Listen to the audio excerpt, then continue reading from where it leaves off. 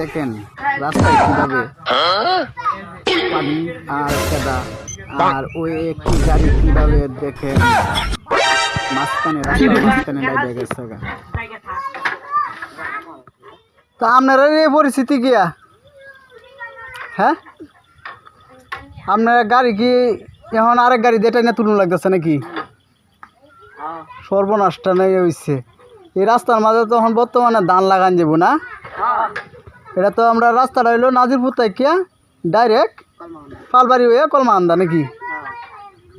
হায় আল্লাহ, দেখেন কি পরিস্থিতি আমরা রাস্তার। একটি গাড়ি মানে ডাইরেক্ট চলে গেছে গা, মেন সড়কের মাঝখানে আছে, বর্তমানে সড়কের মাঝখানে আছে। এই যে দেখেন আরেক গাড়ি দিয়ে টাইনা তুলতেছে, তারপরেও উড়ে না। ভিডিওটা লাইক কমেন্ট শেয়ার করে অন্যের জন্য দেখার সুযোগ করে দিন।